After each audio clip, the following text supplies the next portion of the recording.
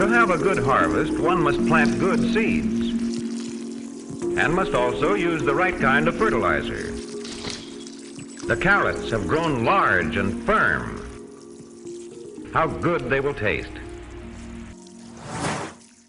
Well, good morning, everybody. Top of the morning to you. It is another beautiful day in the Backyard Gardens podcast world, and we've got breaking news. Absolute breaking news. There are new plant zone maps, people. Isn't that crazy, Batavia? I don't know. I'm going to just do it for the... Yeah. That deserved that kind of faulty bell. Yeah. Before we... and we're also going to talk about our fails a day, as you can probably see from the title, because, you know, not every year is absolutely perfect. Mm-hmm. But before we get into I have a couple announcements real quick. One, first of all, thank you for listening to us. Two, there is new products. We have hats now in our store, and I figured since inflation was going up and everything was getting more expensive, we would lower all the prices. So there's no coupon codes, but everything is less expensive. So come check that out. They did some weird stuff with it, but don't worry about that.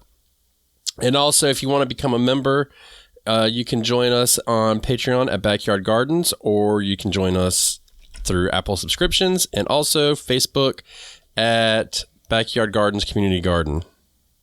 I got it. Mm-hmm. Now that's a bail. That's a bail. Let's see here. Plant zone map. I just want to spend a few minutes on this because, you know, it's not every day we get a breaking news. What the last update of it was in 2012, right? Mm-hmm. Mm-hmm. Yeah. And I was reading that apparently, which is perfect for this show, half of the country went up a half a zone, and the other half of the country roughly stayed the same.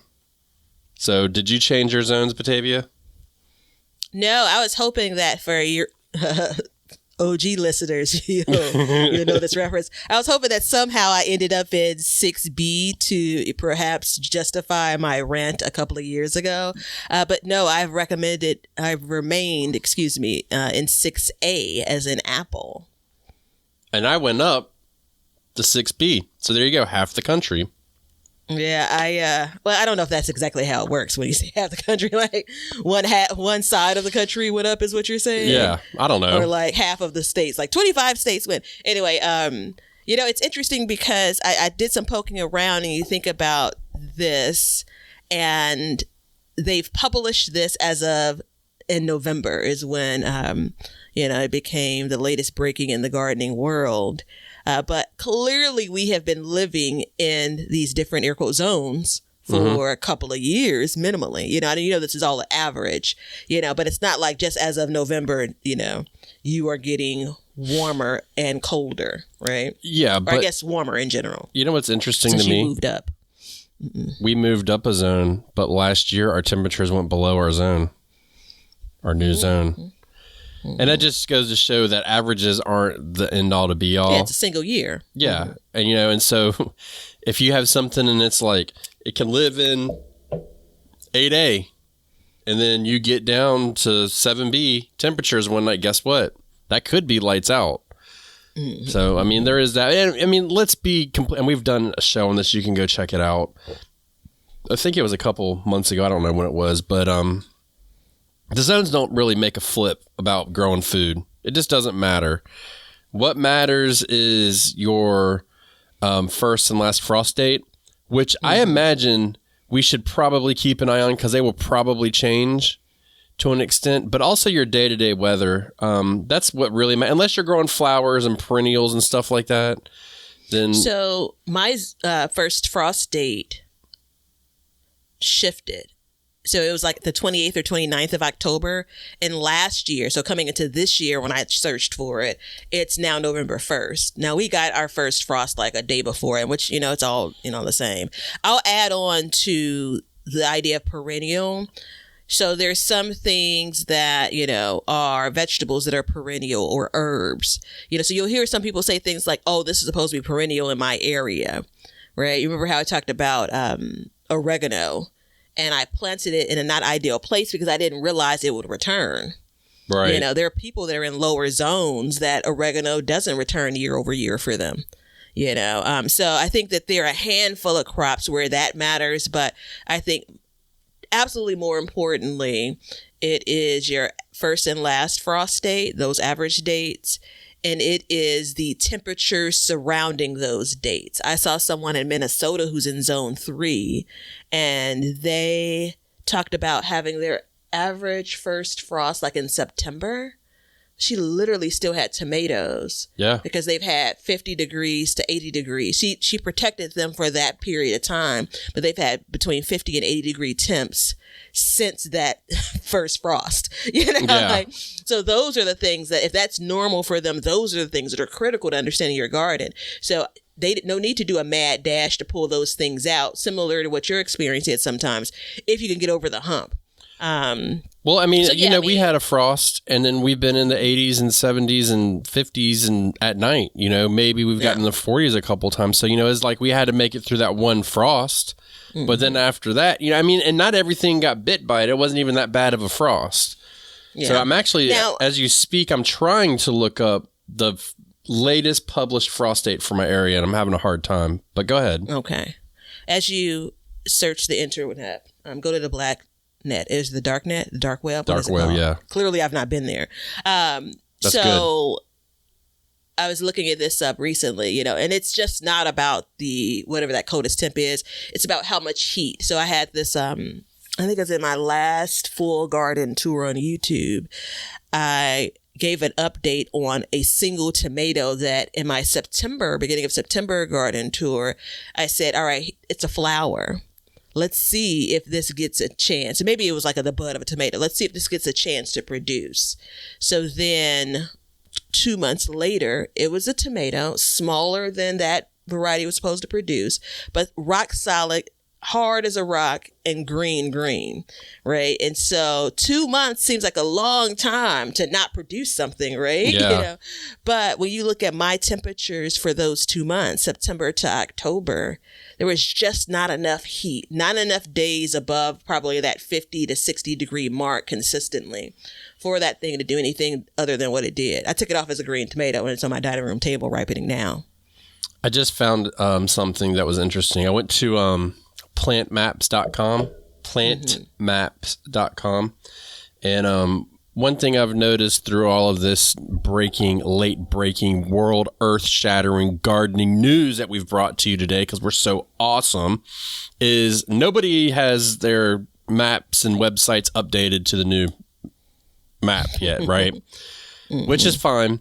And the government map, for whatever reason, like I've been trying to post it on the Facebook group. Somebody actually posted a snapshot of it, but I want to put the actual map on there. But the website's broken or something's going on with it. I don't know. Anyways, I went to plantmaps.com, and I mean, these people, they're smart. They put in my average frost date. They put a range in, so they're covered. They got it covered, baby. You know what I mean? So like mine is November 1st to November 10th. And that is about right. But that doesn't mean that it's going to be continuous frost after frost after frost like some areas get. And then my average last frost is average April 1 to 10. And that's good, because sounds a little bit off. Maybe this has been updated. I don't know. But I know coming in March and stuff like that, we will have less and less frost, but there's still a chance of it. So I like that they have the range in there. I'm going to keep trying to find and see if we can see the changes. I go to, it's Farmer's Almanac frost dates is what I would search in Google. And then that's the place that I most commonly go to. Now, I do I'll search some university level sites within Illinois and get different numbers. Mine has continued to be for this last year, April 17th for the spring and November 1st for the fall. I was very curious about if they showed 2023, 2012. I think it was 1995 before that. I didn't. I mean, so clearly you all are hearing this mid-December. And while it's late breaking, it's been out a month, so you can put together, when we're recording this particular episode. But I'm curious about that, but I didn't care to spend that much more time, right? You know, to dig back. Because people have said in my videos in recent years, I thought Chicago was Zone 5. And I remember at that time, I'm a stickler about, like, I just don't want to put false information out and incorrect information out. And I remember searching at that point in the 1995 or 1993, whichever it was, map did have me in the same house in Zone 5 something. And the 2012 map moved me to Zone 6A. So, there's that. Leonard, I got a project for you. You need to research the way the first and last frost switched for the areas. Just do Batavia and my area so we can try and compare them over the years. Let's see if maybe we can come back with that, especially when it comes to seed starting time and stuff. I'd like to see that information.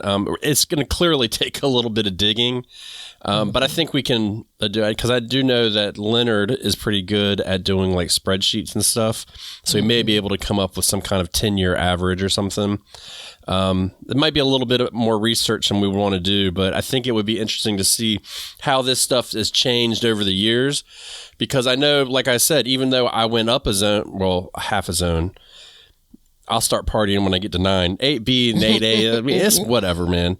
But last year, not even 365 days from the moment that I'm speaking, less than that, we were below that number. So it's crazy to me. You know what I mean? And I think the plant zones are just such an overutilized map for people that grow food. It's so much more important to know your weather day by day. I was looking on a fig forum. Look, I don't even grow. I do have a fig tree, but it's pitiful. It's about 6 inches tall. Maybe it's because you're not taking your plant zone serious. Maybe that's it, maybe mister. I'm not. Son of a billy goat. But, they were like, everybody check your zones, time to update your profile or whatever. And some of the people were awesome. They were just like, who gives a crap about it? It was like day to day, man. That's how I live my life, day to day. I mean, look. You can't put in a perennial if you're in zone 8 or in zone 4 and you need zone 8 as a minimum, clearly. But as far as vegetables go, varieties will do different things in different areas, and knowing your weather will help you match the variety to get where you want to go. So there you go. Everybody check your zones. I'm going to have to, on the old YouTube, have to really get used to saying 8B in North Carolina. Might just have to go to 8 because, in 10 years it may go down. It may go back down, because I believe that weather is cyclical. And what we're trying to do is just a finite amount of time in the grand scheme of the planet. So there is that. All right. So before we get into I think this is a really good time to tell you guys about the Planter app, because we're coming into a planting period and we're talking about our garden fails today. And I think if you take advantage of the offer below and use the Planter app, we may be able to minimize these fails and help ourselves with it. So this is the time of year to do it. This app's amazing. It's got drag and drop interface. It's in a square foot gardening build, so you can put in thousands of varieties. You can check out what's companion and combative. You can read about your stuff. It even has your first and last frost dates. And hopefully, I have to see, I bet the next update will have the new zones in there. I almost guarantee it, because it seems like something you'd be on top of. So it'll probably have your updated zone in it. It's a very fun app to use. A longtime supporter of the show. We love using it. And we've been talking about it a lot because this is the time of year to be planning your entire next year's garden and building multiple profiles. Check it out on Google and Apple Play Store. No, Google Play and Apple Store. Ooh. It's Planter. Yeah, merger. And you can use it on your phone when you're at the doctor's office, and you can go back, use it in your tablet at night like I do, or you can sit down on your computer and get down and dirty and just make a big old map, or big old plan, not a map. So check out the Planter app, everybody. I'm almost certain I didn't tell you this, and that's what makes this eerie. So I was at the doctor's yesterday. that moment where you're waiting, you go from the big waiting room to the little waiting room and you're still waiting. And I was quite literally updating my 2024 garden design, right? And when I was driving home, I had an aha moment, which I'll tell you about once we get into what failed, because it's a way to overcome one of the things that failed. And you got this, how did you get this? So the aha moment just came to me. Okay. Sometimes my brilliance just pops up in my head. That happens. But I was so happy to be able to come back home and quickly make the notes. Because sometimes this happens when I'm asleep and I wake up and, I'm up for like 45 minutes. And I'm like, oh, please remember this good idea that just came to you. But I was able to come home and then make adjustments based on, from the time that I had updated the design from the doctor's office to the time that I drove home to account for what I will be doing next year. So it's eerie that she said, as the doctors, you can make, yeah, I did. Well, the reason why I said that, so I'm in a truth moment here because everybody's going to see it soon. I've got this thing on my eyelid that I've got to get cut off soon. It's kind of gross. And that's why I've been wearing sunglasses a lot, because I don't want the focus to be on my face instead of what I'm doing. But anyways, it's got to come off. I'm going to have a big black eye for a couple weeks. And they had me in the waiting room. They took me into the exam room, and then they stuck me in a chair in the hallway, and there was like all these people lined up, and all I could hear was like YouTube, TikToks, just, and it was super aggravating. I was just sitting there on my phone doing that. It was nice and quiet and peaceful, and next time I'm bringing some headphones so I can listen to some music because it was terrible, but yeah. So, all right, Batavia, this is a yearly thing for us. We do this at the end of every year. We start with our fails and we go into the next episode will be our wins, which is always good to end on, but this is a painful one to talk about. I feel like I'm airing all my dirty laundry. And this is where I hope the OGs, like it's that Men in Black light that I want to flash right now. Yeah. Because you will hear some repeated fails here. What am I saying? Because, I've learned that lesson again. Yeah. Right. I wish I didn't have to learn that lesson again. And I have. Right. And some of this will tie into our beginning of the year episodes when it comes to, new garden season goals as well. But yeah. It's painful. I am very happy to be at this point in the year where I'm able to reflect, because there is a moment of like excitement when I get to say, okay, this is what next year is going to be like. Like, am I most informed right in between these seasons? Right? I am. So my plan for me in giving my fails. Oh wait, we have also one. Did we meet our garden goals? Don't we? That we set at the beginning of the year. Mm-hmm. Yep. I hate that one too. Yeah, because I can never remember my goals. Leonard, you better magically forget mine. So yeah, what I'm going to try and do is start in the spring and then work my way through the year. I don't know if I'm going to be able to accomplish that appropriately, but we'll see how that goes. So, all right. In tradition, in Southern hospitality, Batavia, you go first. Ladies first. I could accept that. Or I could say, you just set me up to stumble through at the beginning of all of these types of episodes. But I will receive it as I appreciate, the gesture.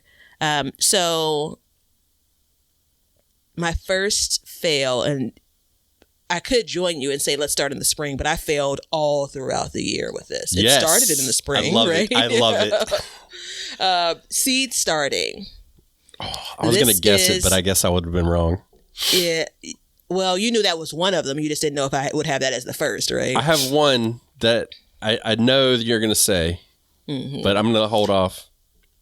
Seed starting. It was like, kind of an avalanche as far as failure.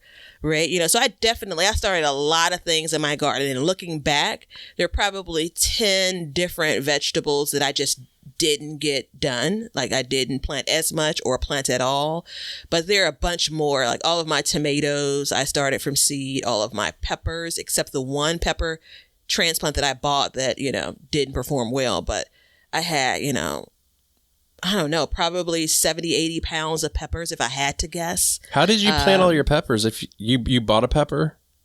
I bought one single pepper plant because sometimes I can't help myself. Yeah, and how did all of my pepper plants went out very, very small. But if you had to cut your arm off to pay for the pepper, how did you work in your garden? Because I had another arm and I hopped around on the other leg that I still had.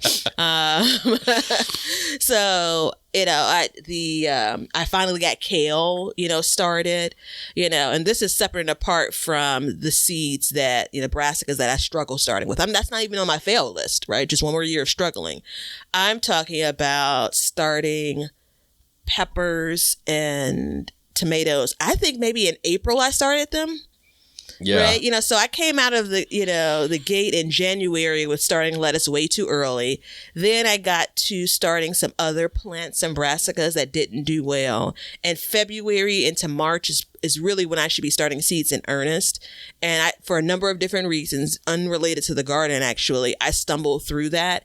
And I could never pick myself back up. When I finally did, I said, okay, I'm going to get these things started. Tomatoes I knew would be fine because they're fast growers. Peppers, I was like, ugh. I mean, I'm talking about my peppers were getting planted with like 3 true leaves. Yeah. They were embarrassingly small. Now they did what they were supposed to do. And this is one of the best pepper years I had. But, April, May, I'm trying to think when I went back to start seeds again. I think I started seeds again in somewhere late summer or something. Like it was, the intention was to basically be starting seeds almost every month, maybe out of routine. But I did have a lot of things I wanted to grow. And not only did I fail with starting seeds indoors, I struggled with direct sowing as well, so but I don't want to rob Peter to pay Paul. So what are you going to do to rectify that situation? I'm going to revisit a previous goal, which is on a calendar, starting seeds. Well, I've said starting seeds every month before. I don't know if I've said put it on a calendar. I have officially stopped pretending that I can be casual around gardening. And I know what you're thinking. Whole Garden podcast, Whole Garden YouTube, and social media presence. What do you mean you're casual? Yeah, I wing a lot of this from a timing standpoint. Right. I give myself a lot of opportunities to say, oh, not today. Okay, maybe tomorrow. Really looking for some really, really ideal conditions, really ideal conditions. And I just have to, again, follow the schedule. Hard stop. Yeah. If I get into that routine in the late winter, early spring, I'm confident that the rest of the year will be fine. But as soon as I kind of get off, I don't throw the entire baby out with the bathwater, but I tend to say, all right, now this thing becomes bigger than what it really should be. Yeah.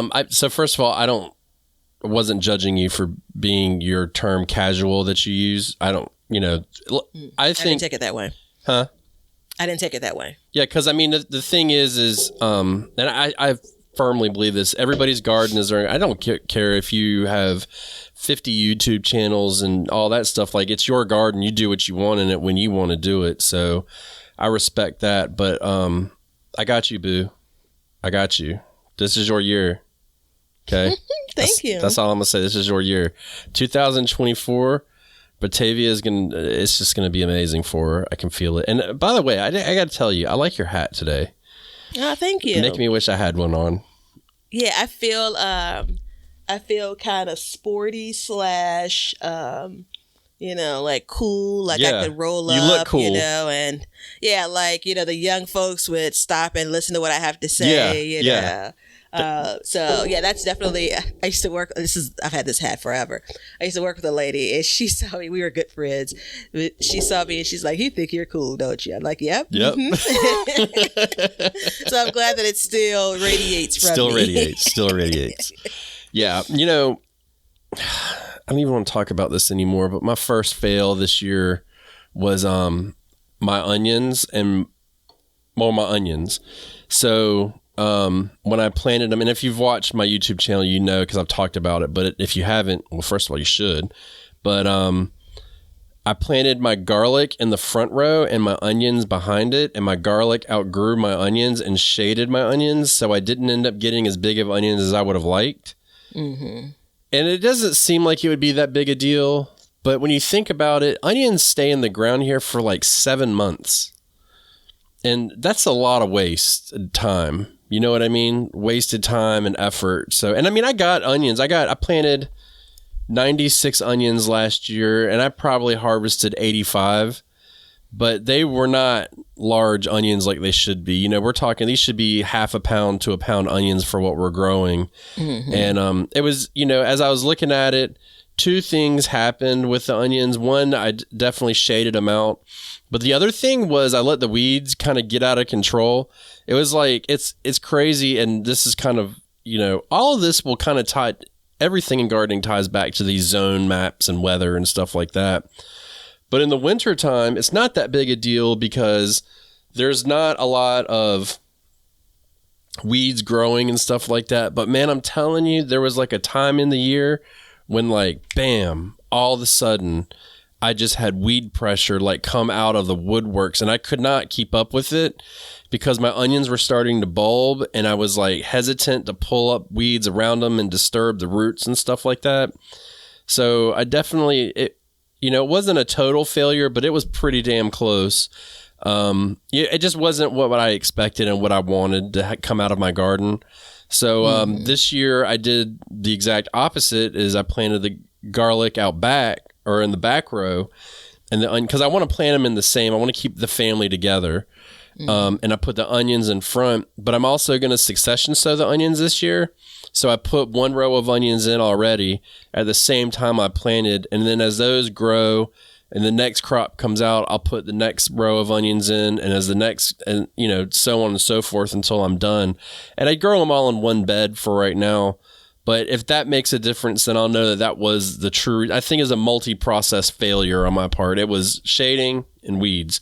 And there's just not much, hindsight's 2020, Yeah. Plant spacing and then shading like that is a hard lesson for me to learn over and over again. Mm-hmm. And I think a part of it is, so I was thinking about 2024, am I planting it? As of this recording, when you hear this, it will be planted. But as of this recording, I've not planted my garlic yet.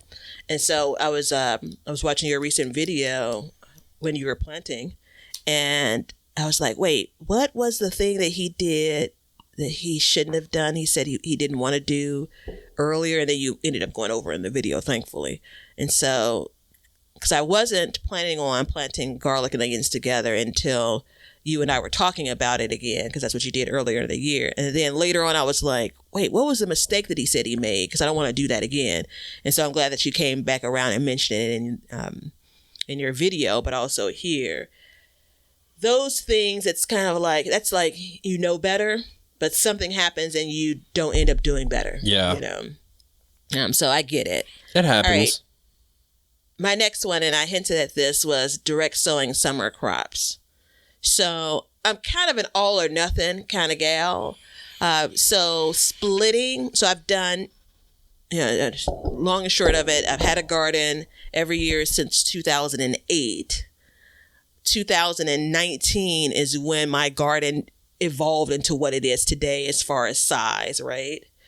2020 is when I started starting seeds in earnest. Like the majority of my garden is from things that I've grown. And so I've played around with, over these last 4 years, starting some things indoors, other things direct sowing, starting all things indoors, direct sowing very little. My preference, if I didn't have to worry about any other competing factors, would be starting the direct sowing the most, and then things that just won't have enough time, tomatoes, peppers, I'd start those indoors. However, I had a lot of pest pressure this year, and I recognized it pretty early on, but I didn't devise a plan that would allow me to continue to direct sow those summer crops. It was too late to be starting them inside by then. Direct sow those summer crops to beat those pests. So that ended up with very few things like, squash, very few things like, my beans just barely made it. Okra, right? So these are all things, okra and squash, that can be started indoors, that probably is recommended to direct sow. Again, my preference would be to direct sow it. It's less work if it takes. Mm-hmm. But it didn't take. And I wasn't doing like all right, it's 10 days later. So again, it's 10 days later. That number, you can make that up. 7 days later, I didn't see anything pop. So again, melons, complete flop all in all. I did have one honeydew melon. I had a handful of cantaloupe that did well. But I had that pest pressure and I kind of like sow things, and it's like 3 weeks later, I'm looking like, oh, wait, hold on, what happened? Yeah. And so for those crops that need as much heat and as much summer as it can take, as, nature is willing to give it, I didn't give those plants the best chance because they were getting started so late when the direct sowing finally took. Yeah. Direct sowing is a love of mine, and it's a difficult one as well. I mean, it's like, I always do it with the best intentions, but sometimes it's hard to keep up with the watering desires of a freshly sowed seed. I mean, I hate to say it like that, but it can be very difficult to do. So I feel your pain, and especially with squash and stuff like that. I did a couple different things. We'll get into that in another episode, but the squash actually wasn't as terrible as it could have been, but it still needs to be tweaked. So I feel like squash will always be on a fail list in this podcast. Always. It's just who's going to bring it up first, Yeah, right. Yeah. My second fail of the year, my green beans. I had total crop failure of green beans this year.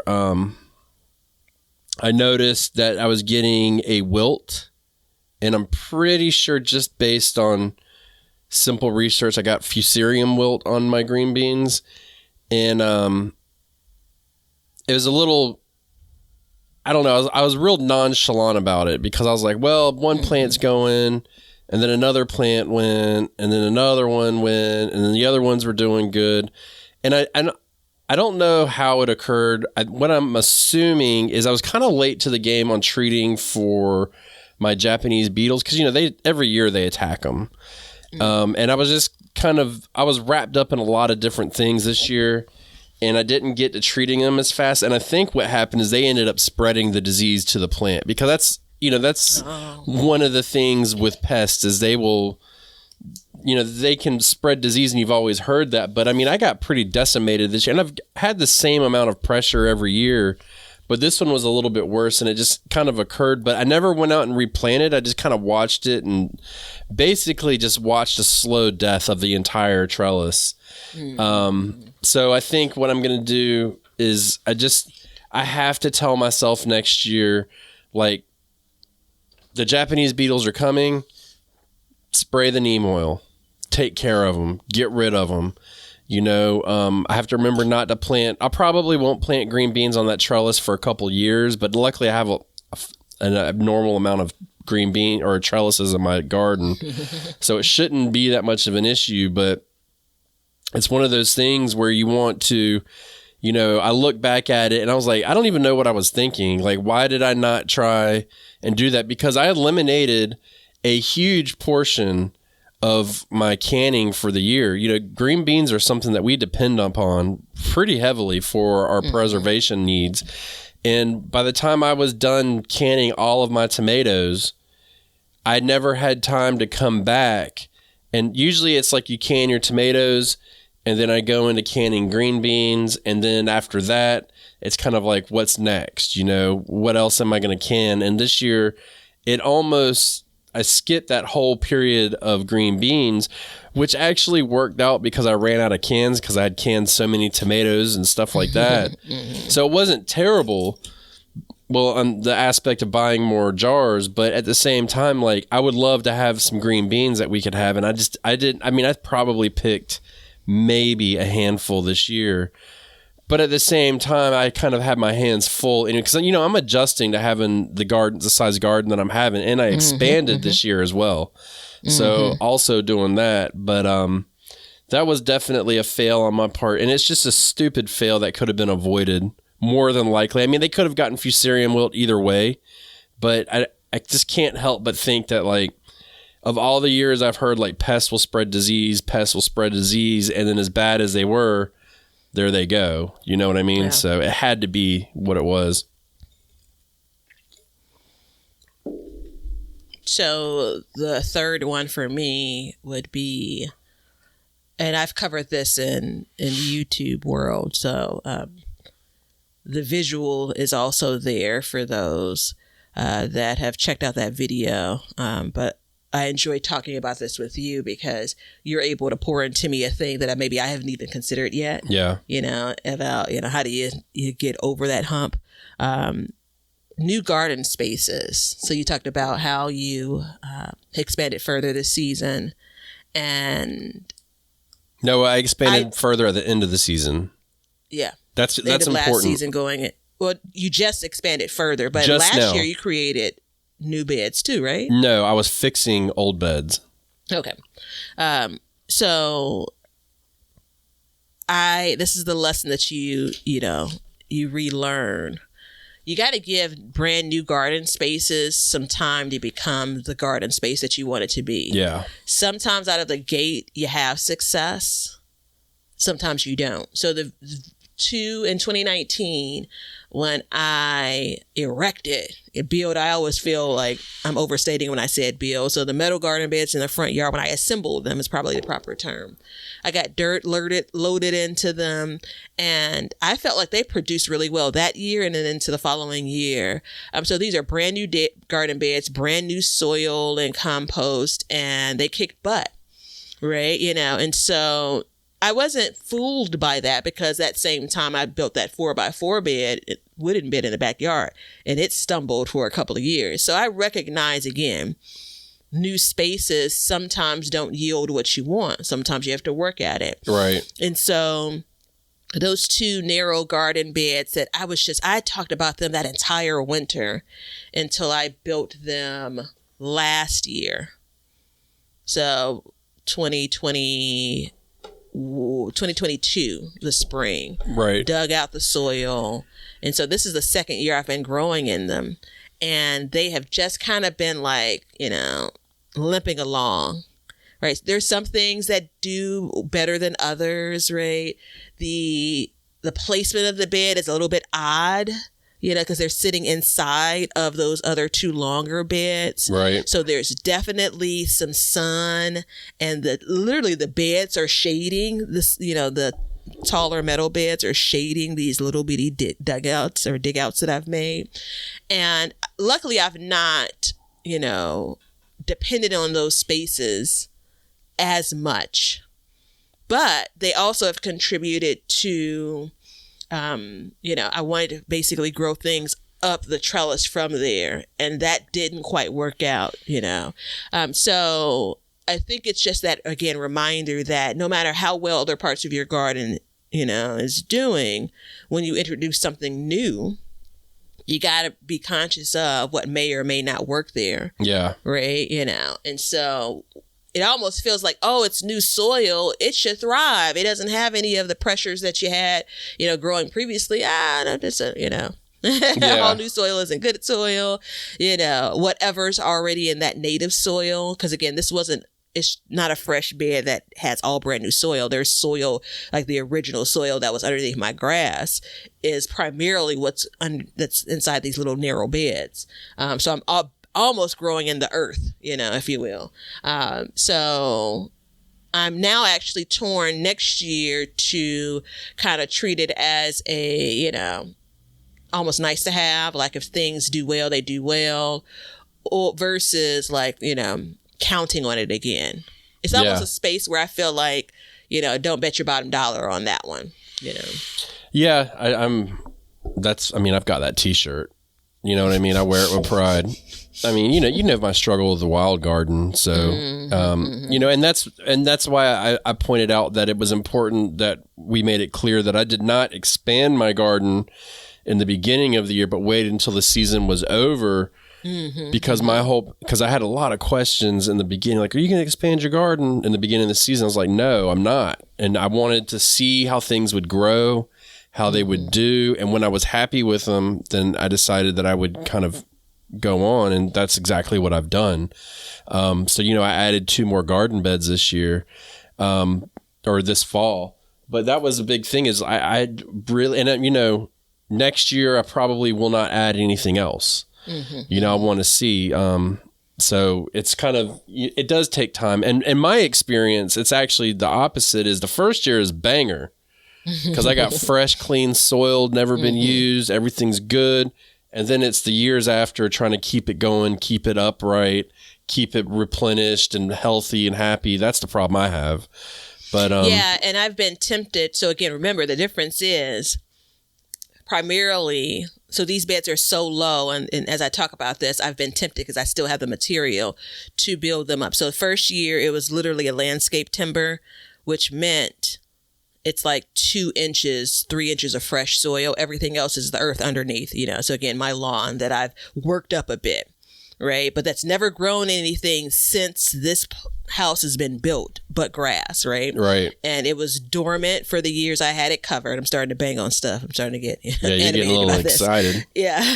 So take it easy. And that first year was like, maybe we'll do some things. Some things like mustards, like they don't care where they're growing in sewers. They don't care where you know those seeds land. They're gonna grow. So that's the thing. That's like, on one hand, it's like some things are like green and growing and other things are like, no, we need more, right? So then this year I added 1 more landscape timber. So again, that's probably another 2 inches of fresh soil I can add.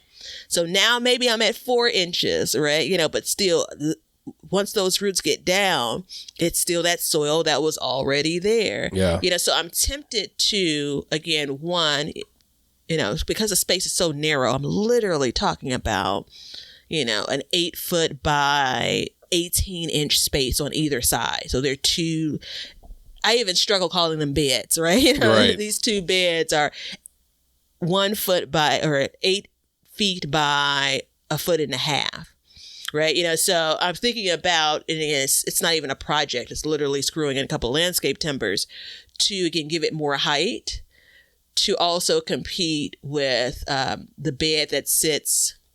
What are those beds? Those beds are 1.5 feet. So that's where it is. You have one bed that's 1.5 feet tall, and then you have this bed that's sitting on the inside of it. And it's like, where's my son? Right. And I knew that I would struggle once the trellis filled out because it basically is a shady spot. But these vegetables struggle before I even got to a full trellis, which is a whole different conversation. So anywho, I think I like the idea of when you added beds. I added a new bed this year in August. And if I had to do it over again, I would have done it, you know, probably like now going into next year. But it worked out well because I was still able to produce some things in these last couple of months of the year. Yeah. Final thing I'll say about the idea of these new garden spaces, it takes away your attention and time. Right. And that's why I do it this time of year. Yeah. During the growing season. Yeah. Now I will tell you this, as far as a content making situation, it's not a good idea. Because most people are focused on growing their gardens, building gardens in the spring. But, you know, realistically, this is when things like this occur, especially around here. And I mean, I was able to get them going and I've got stuff planted in them now. You know, I'll be harvesting out of them at some point. If the person that's saying, hey, when do you all think we should, you know, expand and build a new bed? I'm going to always say the fall. Yeah. And the primary reason I'm going to say the fall is for a lot of us outside, at least, maybe not inside for preserving, but outside the garden is starting to slow down. Mm-hmm. Things are kind of, you know, on a slower pace. But also, and this is the most important, and I'm saying this from my experience and how I move, boy, if I could do one thing to allow me to hit the ground running in the spring, the amount of times that I've had so much work to do in the spring, this is the first year ever that I didn't wait to get all of my spring projects done before I started planting. Yeah. And when I've waited in years past, it's like, you know, almost June, I'm just getting stuff in the ground, you know, for summer. So anywho, for some of the warmer areas, when you hear this, it's still time, you know, especially if your ground hasn't frozen. But if you're thinking about expanding and you're into next year, you know, remember us when you get to fall, because that's the time to start building stuff out. Yeah. And you know, actually, never mind. I'm not going to say it. I was going to say something, but I think I need to think about it more. But yeah, there's, you know, planning is very important. And I know for somebody who's first starting out, they don't understand planning portion of it. It took me a long time to come up with that and to figure it out. And I mean, I still don't have it figured out, but I'm starting to get it more, especially now that I'm at a place where I'm living, where I don't plan on leaving. You know, like as I build these things out, I plan on staying for a while. You know, so I can take my time doing it. It's not like a mad dash. I mean, the only thing that's impending would be like my death at some point in the future. And at that point, who cares what's going there? So, I mean, you know, I don't plan on, yeah. I don't plan on anything changing. So you have time. But if you're somewhere where it's like really quick, got to go, then it's an issue. So, yeah. All right. My next one is my corn. Epic fail. Two things happened there. One, I don't think it got as much sun as it wanted, and I could tell that because of the way the corn was leaning. The other thing was the spacing. I should have put more in. Usually I don't have that problem, but for corn, it's very important that I had more planted. And actually, the third thing is I should have topped my beds off even more because of the compaction issue, which I'm going to be tackling pretty hard, hopefully next week. And just adding mounds of soil to that bed, because the way that the garden or the plants work is they don't really go, the roots don't really go super deep, the majority of them. So, and this is across the board for vegetables. So when I plant, you know, as my garden lowers and gets compacted, which I've definitely made some progress on, I'm going to add more soil to it. And then hopefully I can elevate that, you know, and give those roots more space to grow while at the same time helping with that compaction. I've identified a limb on a tree, which is becomes a cluster of limbs that causes a lot of shade in that garden. So I'm going to be removing that this winter. And then I had planted a pear tree at some point years and years ago and never really got anything off of it. And I pulled one out and put a peach in. And then the other one, I left the pear there, and the tree's gotten big. And actually this year I saw one pear on it, and then damn squirrel got it. So there's that. But I'm either going to remove the tree or I'm going to cut it back dramatically to let that sun get in and penetrate. So, but you know, as far as the corn goes, the other issue I had when I planted it, I had put just topsoil down, which was no problem with that. I believe in just adding topsoil periodically. And there was some weed seeds that were growing, and they looked very similar to the corn. And it got to a point where I couldn't tell what was what. So I had to leave it, and then I had to keep re-sowing. So everything was just out of whack. So this year, I'm going to plant it heavy, water it heavy, and then let it go. And I'm also going to move it to a space where it is going to get the sun that it requires.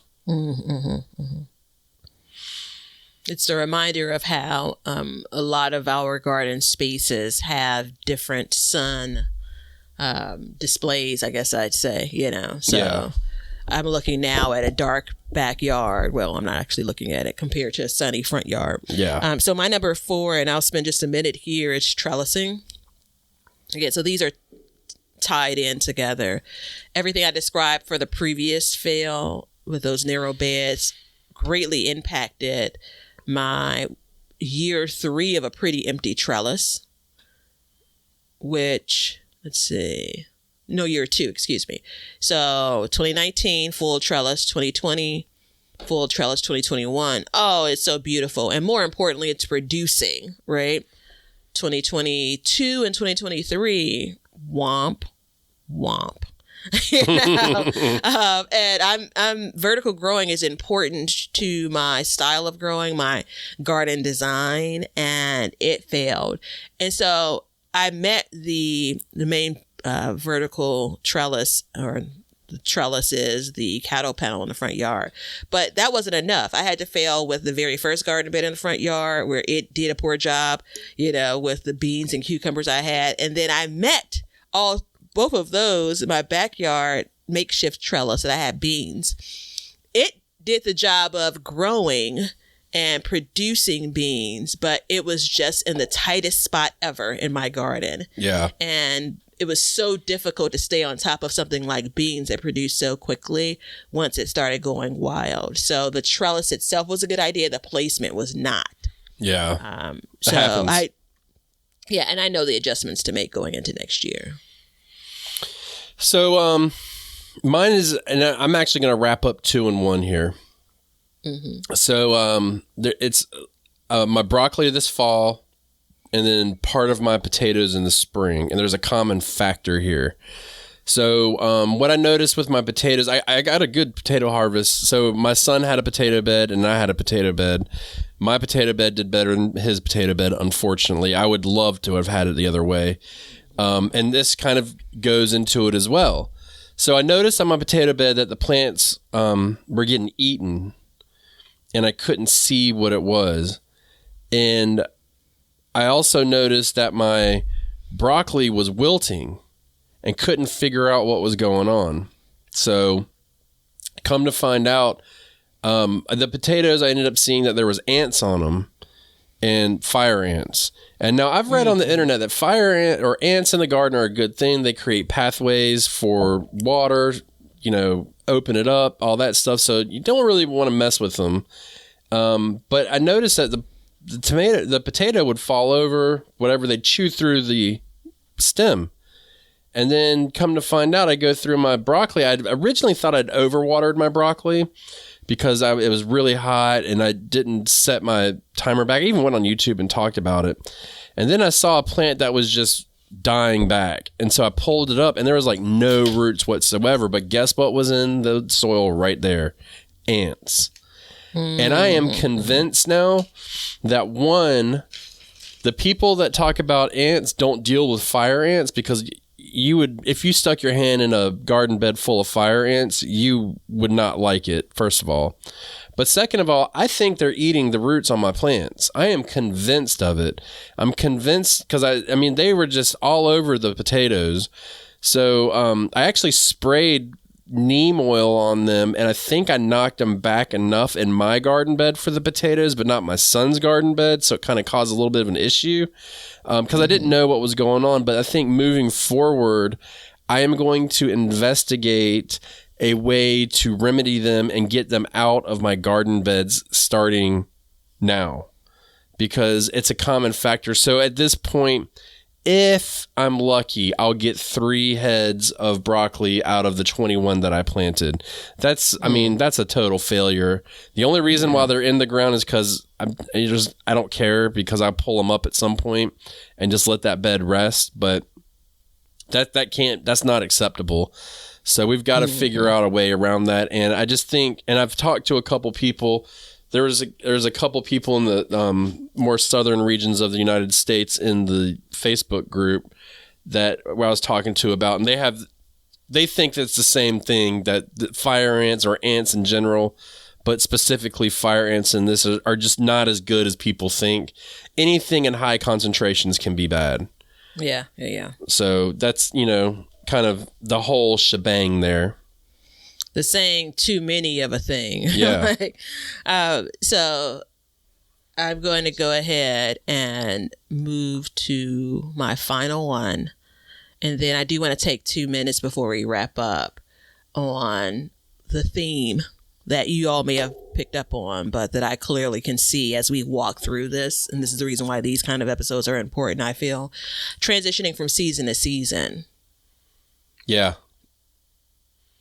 Like it's tough. It's transitioning from season to season is very hard. Yeah. It's critically important for me to garden in all 3 seasons. Like, that's the statement. Yeah. And I have continued to stumble, and I'm not really hard on myself about it. I definitely recognize this as a flaw, as a fail. I continue to stumble through.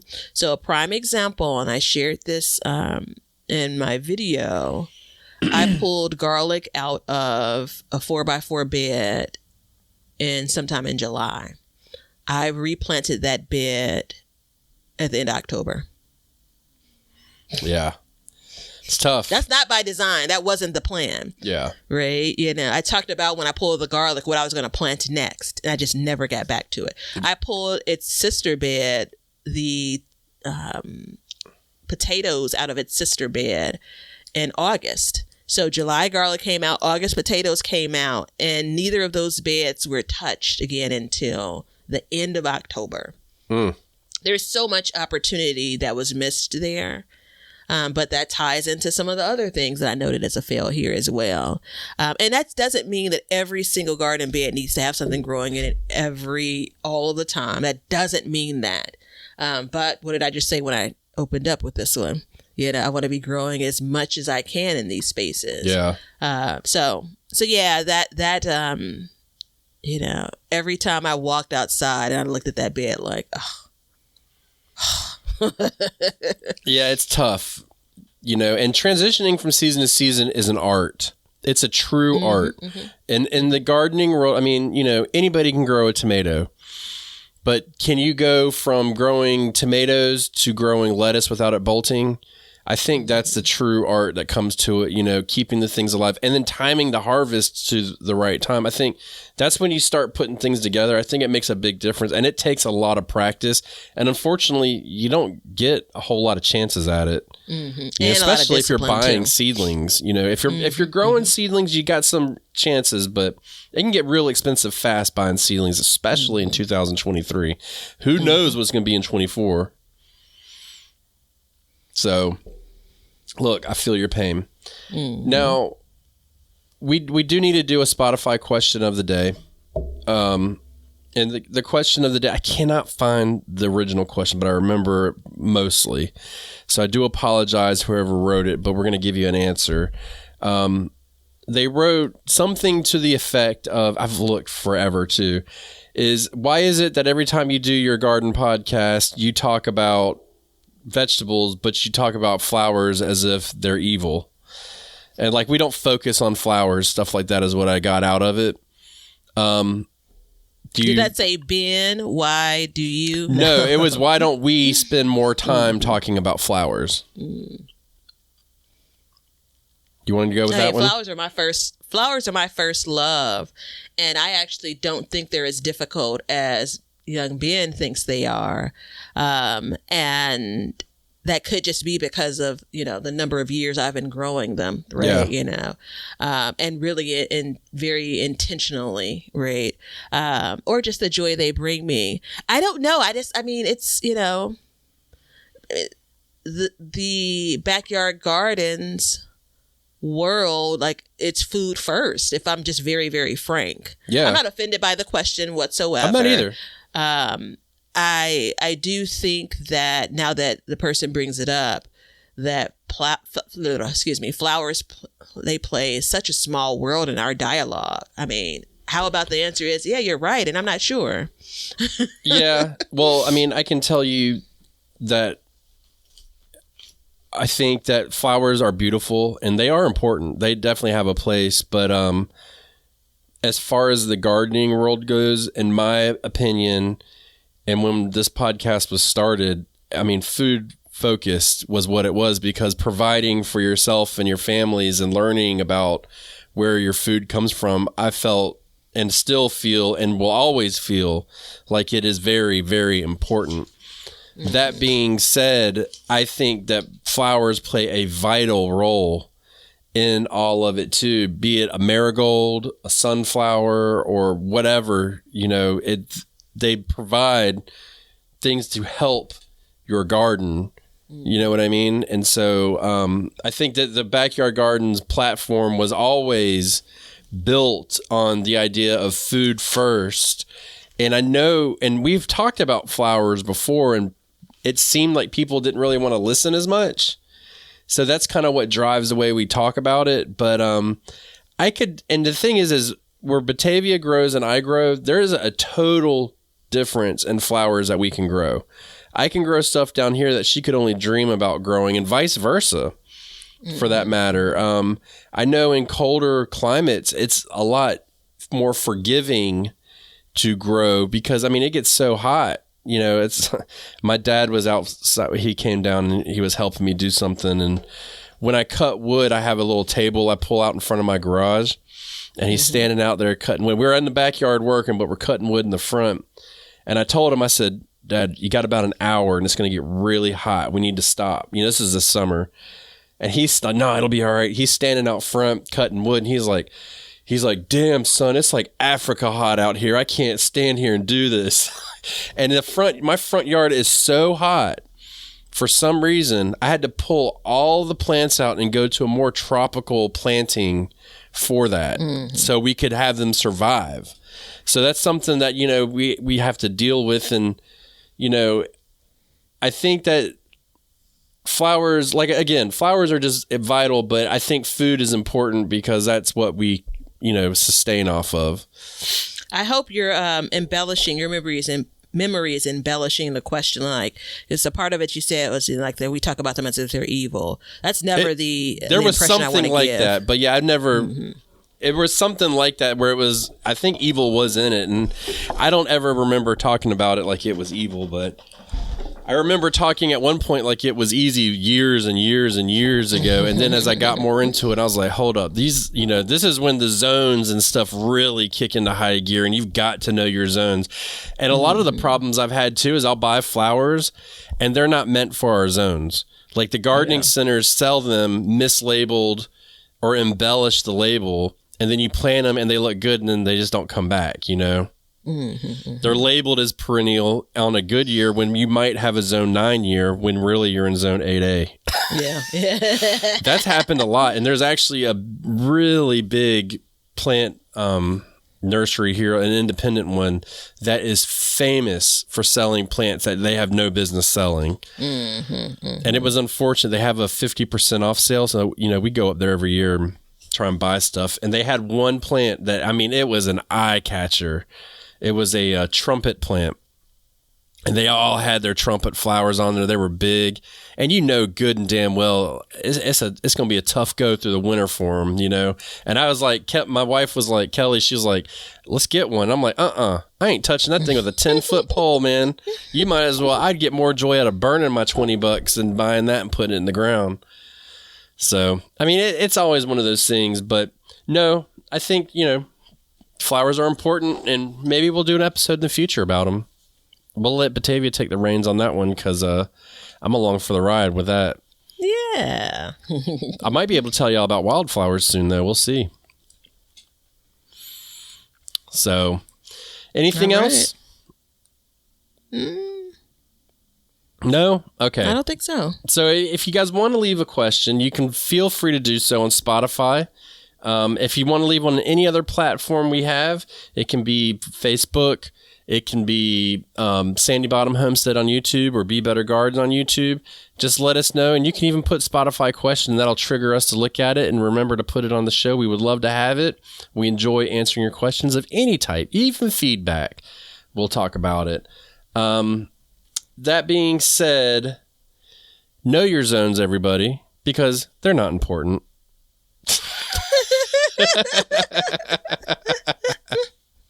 And check out the link below for Planter App and Teespring, where all the swag and new hats and stuff are on there with lower prices. And until next time, learn to grow and grow for change. See ya. Now you know why people feel like celebrating at harvest time.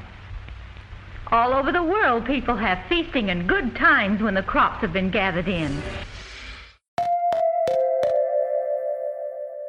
Thanks for checking out the show. If you like what we're doing and you'd like to support us, you can become a patron at patreon.com/backyardgardens, or you can be an Apple subscriber, and in both of those, you'll get an extra episode every month. You can also make a one-time PayPal donation with the link below, and you can get all kinds of gardening gear like t-shirts and mugs and cups from the link below at Teespring, and we have an Amazon store which has all the products that we use and recommend in our gardens, and it helps support our show. And we also add to this list periodically, so be sure to check it out periodically to see if there's anything that you need for your garden. Everything that you do, including a like and a subscribe and even a review, will help us learn to grow and grow for change. See ya.